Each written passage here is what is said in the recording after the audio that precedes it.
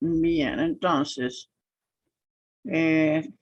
con respecto a lo que vimos antes, que no quedó grabado, pero eran todos los datos resumidos de lo que estuvimos viendo en el PowerPoint, así que no creo que sea necesario volver sobre ese tema. Aquí vamos a las proteínas alimentarias, ya que hemos estado hablando de las proteínas del huevo. Aquí tenemos varios datos con respecto a lo que tenemos como proteínas alimentarias.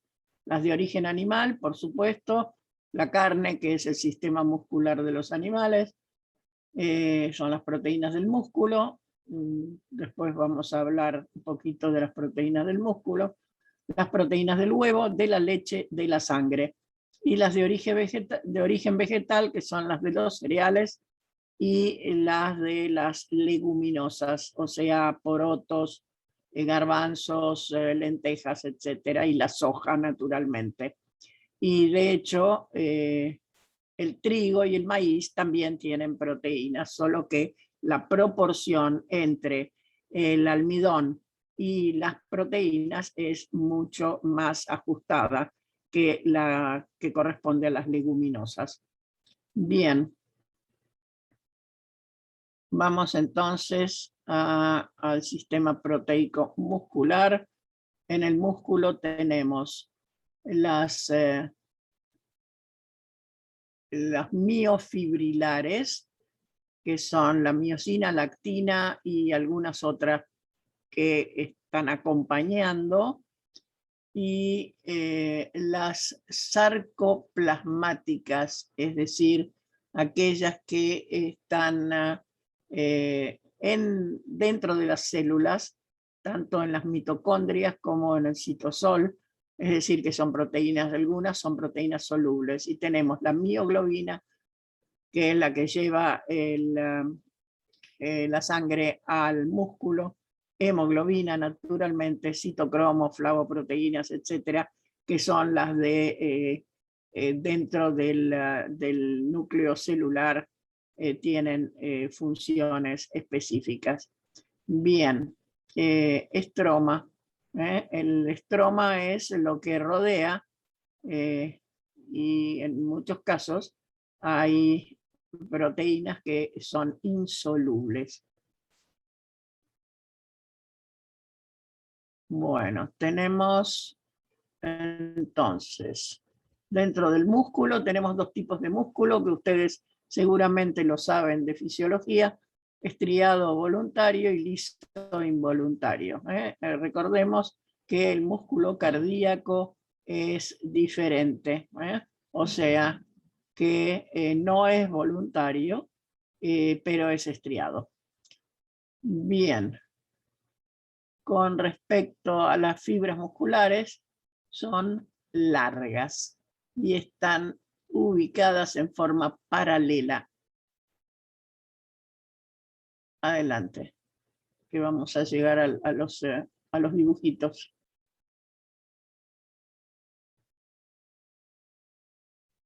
Bueno, tenemos la miosina y la actina, que son las principales del movimiento muscular, es decir, de la contracción.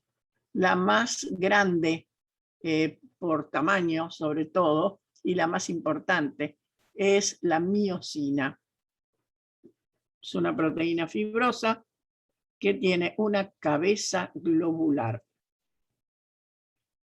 y tiene una gran cantidad de ácido glutámico. Bien, en esas proteínas que tienen que ver con la contracción, tenemos la necesidad de energía, y la energía es la que proviene del ATP, y normalmente del ATP que se hidroliza y genera ADP más fosfato inorgánico, es decir, que se separa un grupo fosfato del ATP y se libera energía, que es la que es utilizada en la contracción. Bien, Entonces, no vamos a entrar en mucha explicación, pero consideren ustedes que está formada por dos cadenas largas, pesadas, y 4 cadenas pequeñas que están en la cabeza globular de la proteína. Entre las proteínas tenemos 2 tipos de filamentos, es decir, de cadenas. Una es lo que llamamos cadena pesada, y estamos hablando justamente de las que componen la miosina, es decir, lo que componen los filamentos gruesos. Y por otro lado, la actina, que es globular y que contiene o comprende, digamos, lo que se llaman los filamentos delgados. Bien, adelante.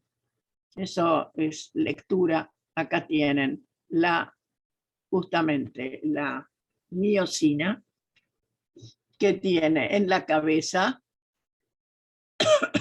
las proteínas más livianas, y las colas son las proteínas más pesadas porque son cadenas largas.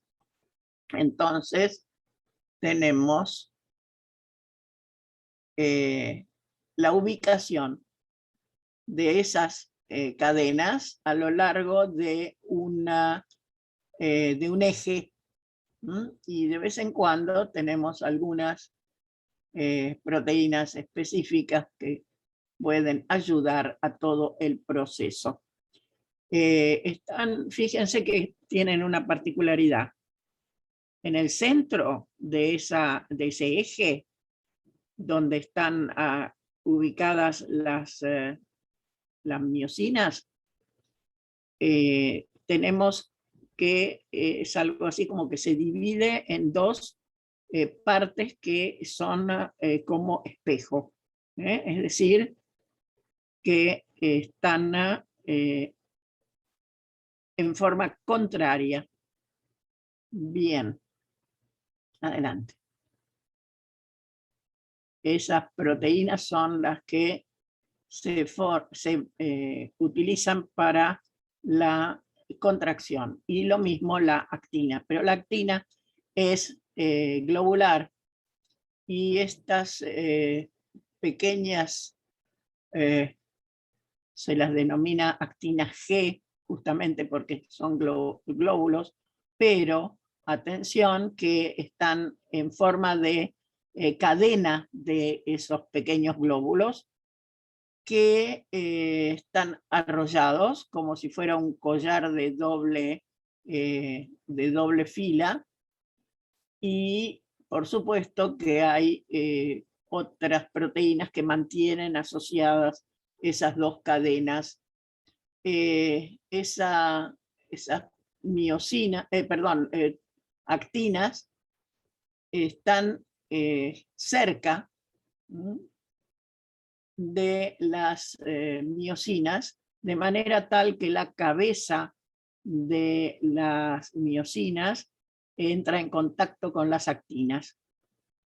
Adelante. O sea, actina y miosina se asocian para producir la contracción. Y naturalmente, esa contracción requiere energía. Bueno, por otro lado, lo que tenemos es tejido conectivo, que tiene la capacidad de mantener toda esa estructura del músculo y asociarla al hueso. Por supuesto, el hueso, para que sea el que se mueve o se desplaza. Y hay unas fibras que son blancas, que es lo que se denomina colágeno, y unas fibras amarillas que son la elastina. Esas fibras son proteínas también y son las que tienen función particularmente en los tendones. Le confieren resistencia, me refiero al colágeno, pero la elastina le confiere la elasticidad. Bien, no vamos a seguir con el movimiento de contracción y relajación, porque ya hemos dicho demasiado, pero lo tienen ustedes si les interesa profundizar un poco.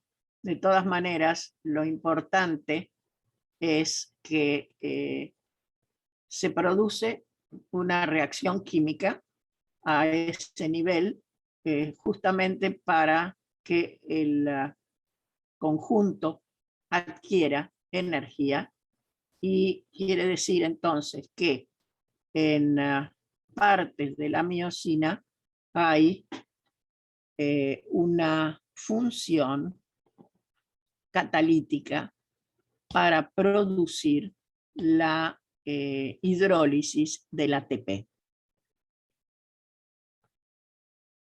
Bien, después tenemos las proteínas del huevo.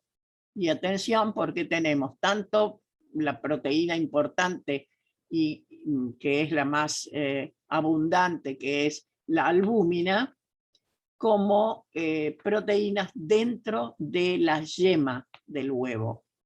No solamente tenemos proteínas alrededor, digamos, de la yema, que es lo que denominamos albúmina, sino que dentro de la yema también tenemos proteínas. Adelante.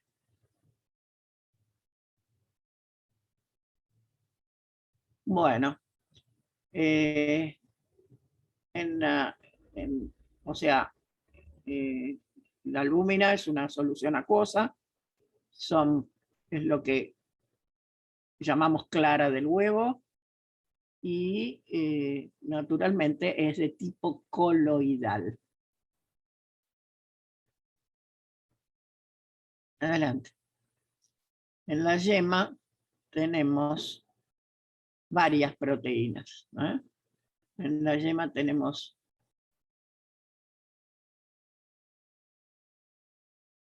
varias proteínas que forman capas concéntricas. Y en la yema es donde digamos, se ubica todo lo que es la grasa o el material lipídico del huevo. Por esa razón, la yema del huevo es la que tiene el colesterol. Y en la nutrición, cuando lo que se quiere evitar es el aumento de colesterol, etcétera, lo que se evita es consumir la yema del huevo, pero sí la clara, que es la que da albúmina, y eso tiene mucha importancia desde el punto de vista que es una proteína completa, porque tiene prácticamente todos los aminoácidos en las proporciones adecuadas para el consumo humano. Bien, adelante. Y eso es lo que tenemos aquí a continuación. Hay varias proteínas que son la ovoalbúmina, la oligomucoide, etcétera, y fundamentalmente una proteína que tiene actividad enzimática de protección para el huevo, o sea, la lisozima, que lo que hace es lisar bacterias, es decir, actúa sobre la membrana de las bacterias y las directamente rompe las membranas y lisa las bacterias. Adelante. Bueno, hay unas cuantas, pero no vamos a entrar en detalle porque no tiene mucho sentido. Adelante. Las proteínas de la yema, atención, porque también son importantes, pero son importantes cuando lo que se va a producir es, o sea, a partir del huevo se va a formar el nuevo individuo después de un tiempo de incubación, de manera que ahí se necesita tanto la yema como la clara. La clara fundamentalmente como reserva alimenticia para el proceso y para el nuevo individuo. Bien. Adelante.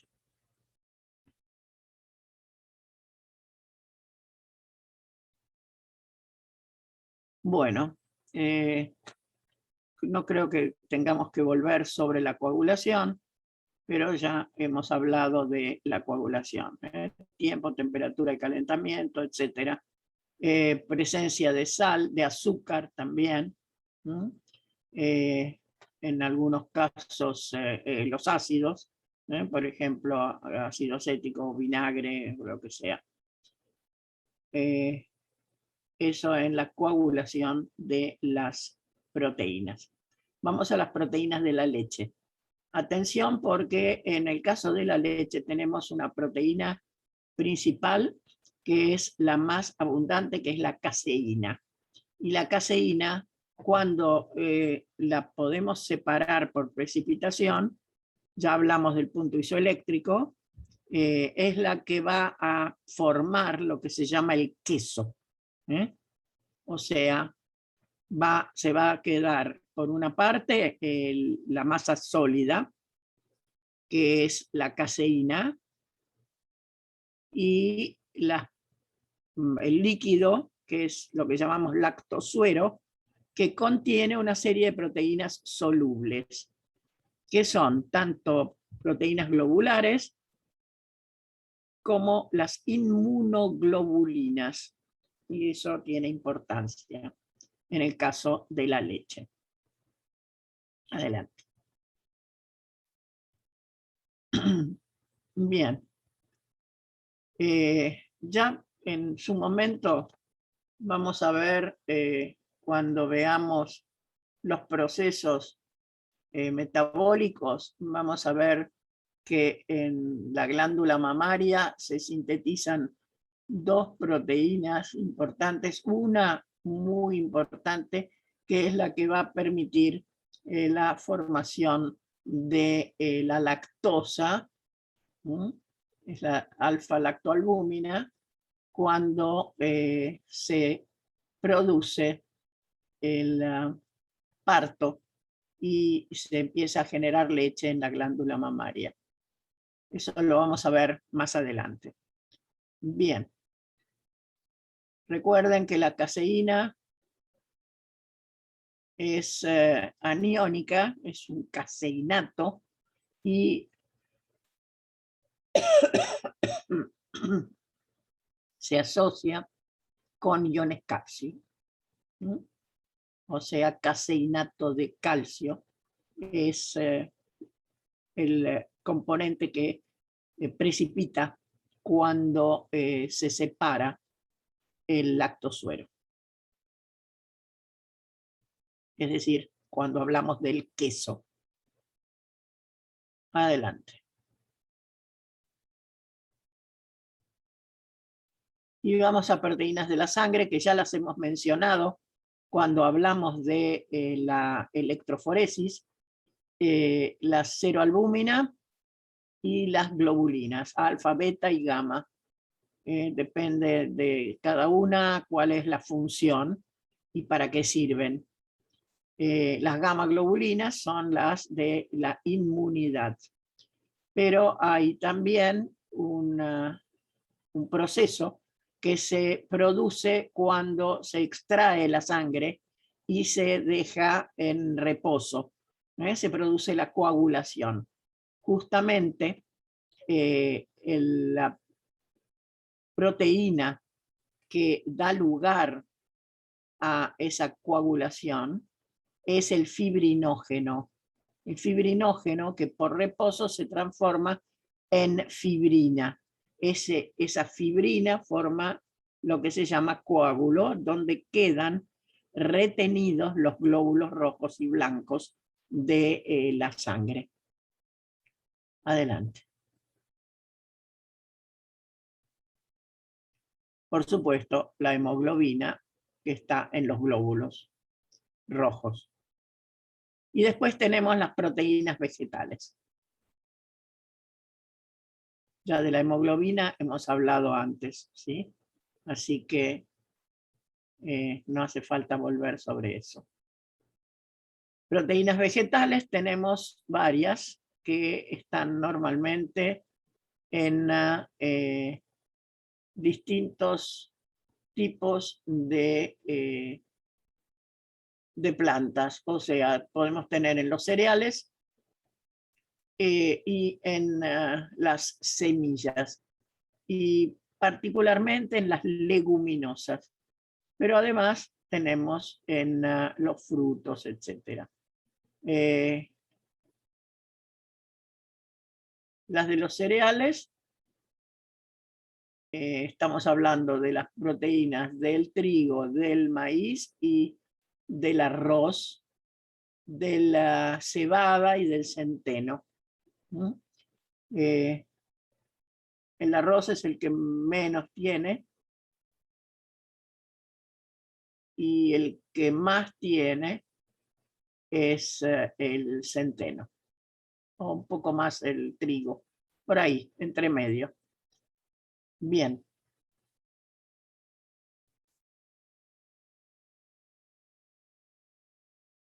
Entonces, no hace falta que entremos en detalle porque no nos importa mucho, pero lo que sí nos importa es el gluten.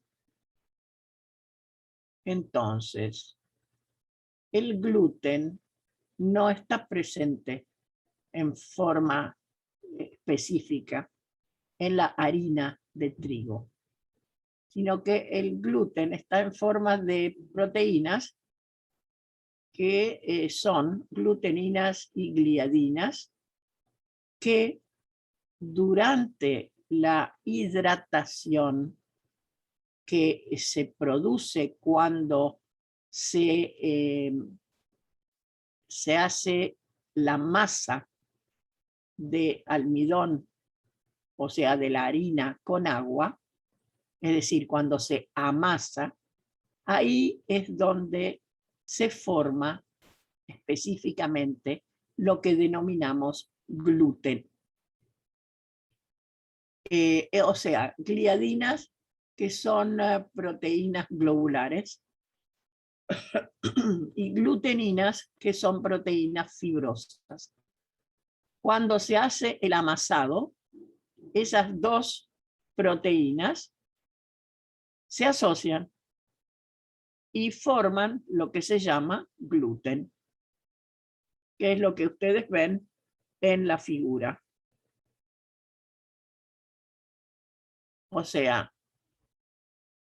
se mezclan esas dos proteínas fibrosas y globulares para formar el gluten. O sea, el gluten se produce por hidratación y mezcla de dos proteínas que están normalmente presentes en el trigo, gliadinas y gluteninas. Y ese gluten tiene una capacidad, que es la de estirarse, y esa propiedad se denomina viscoelástica. Son proteínas insolubles, y cuando se amasa, la masa tiene la capacidad de volver a su tamaño, Si la estiramos y la dejamos, vuelve a su tamaño. Es decir, tiene elasticidad. Bien. Adelante. Bueno, en la soja también tenemos varias proteínas y tienen de bueno que en algunos casos son bastante importantes para, digamos, suplir las proteínas de la carne por su contenido de aminoácidos que en la carne tienen todos los aminoácidos necesarios para la síntesis de las propias proteínas celulares en el cuerpo humano.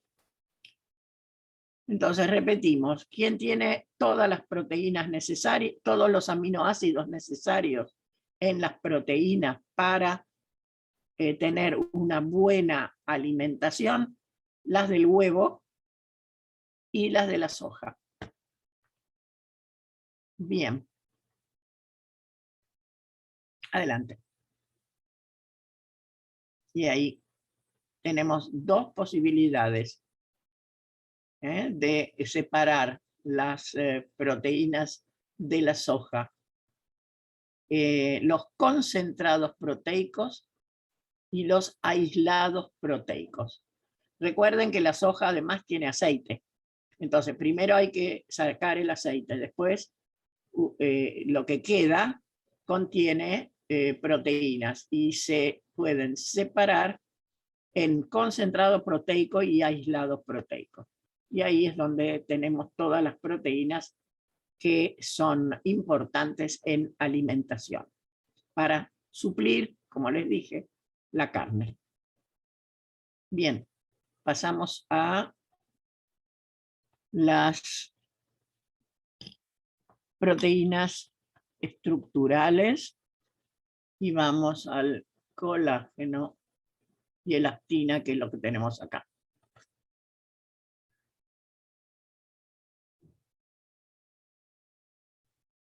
Bueno,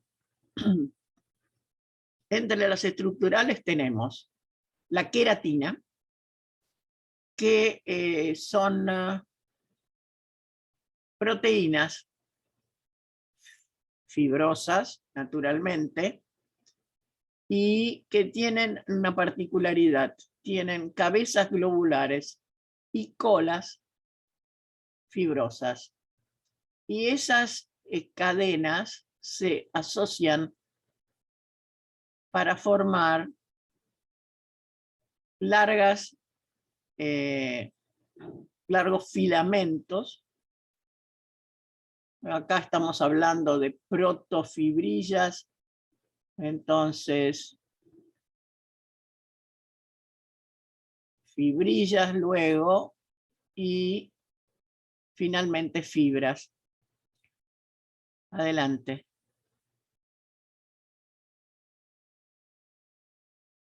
Acá tienen la estructura. Consideren que la queratina la tenemos en el cabello, en las uñas, en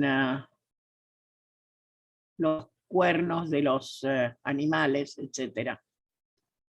Acá vemos que son estructuras secundarias en forma de alfa hélice, y esas estructuras se van asociando para formar haces de fibras. Es lo que estábamos diciendo recién. Protofibrillas y luego fibrillas que son las que constituyen la estructura del cabello.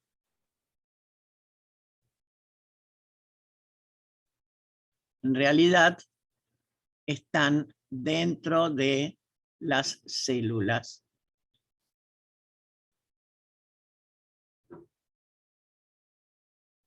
Bien, vamos al colágeno, que ya estuvimos mencionando, que eran los monómeros diferentes, mejor dicho, dos iguales y una diferente, formando lo que se denomina tropocolágeno, que es la triple helicoide que estamos viendo allí. Adelante.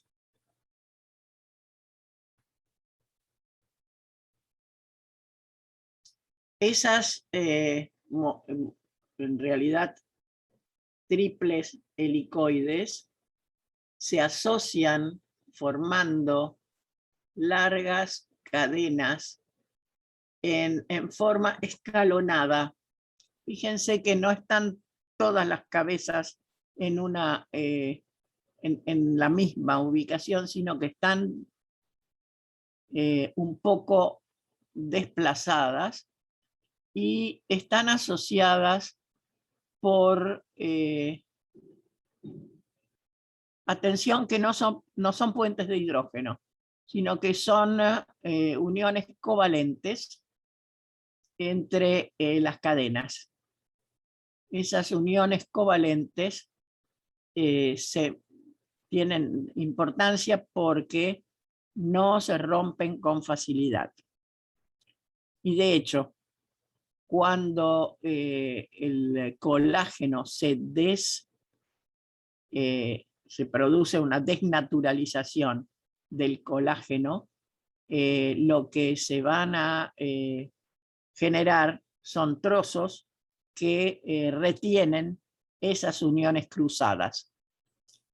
Las uniones cruzadas tienen una importancia. Sirven para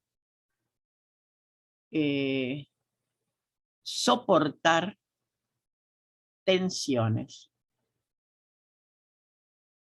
¿Qué son las tensiones? No son las de estiramiento, porque no es elástico el colágeno, pero sí es resistente.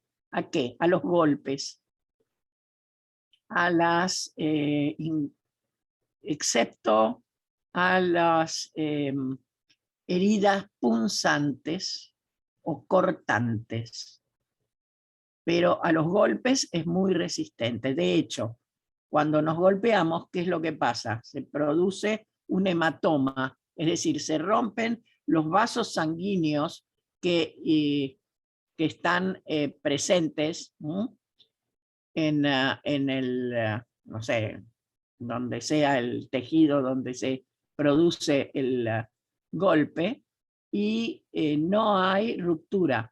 En general no hay ruptura. Salvo un poco en la piel alguna escoriación, pero si no, en la parte que es músculo no pasa nada. Eso es debido a que el colágeno es capaz de soportar esas acciones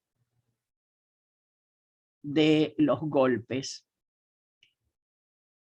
En tanto que la elastina, que también es similar al colágeno, sigamos un poquito más, tiene que estar la elastina también. Este es el colágeno, ¿eh?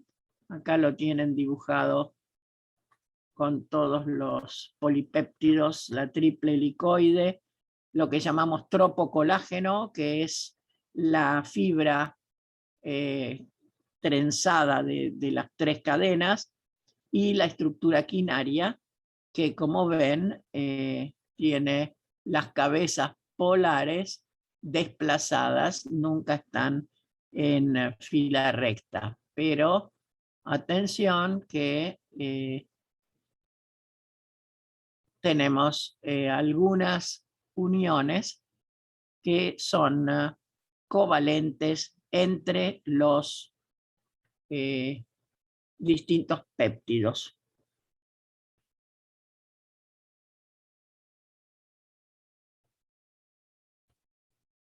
Bien, la elastina es muy parecida en su estructura, salvo que no tiene resistencia a los golpes, pero sí resistencia al estiramiento.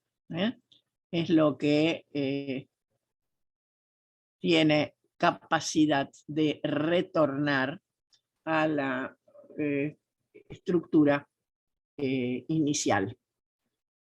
Bien.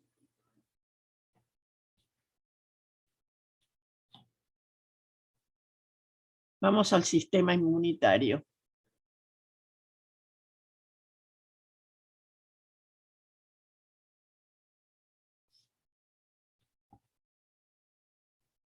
Bueno, sistema inmunitario son también proteínas que están dentro de la célula y están ubicadas en las gamma globulinas o inmunoglobulinas. Y ahora se está hablando mucho de todo esto debido a la pandemia y a las vacunas, etcétera, etcétera, y a los anticuerpos que generan justamente esas vacunas. Hay dos tipos de inmunidad que se produce: la inmunidad celular, que está generada por lo que se llaman linfocitos T, T porque provienen del timo, que es una glándula, y por otra parte humoral, que esa es la que tiene que ver con la generación de anticuerpos o inmunoglobulinas que están producidas por otros linfocitos que no son los T, son los B.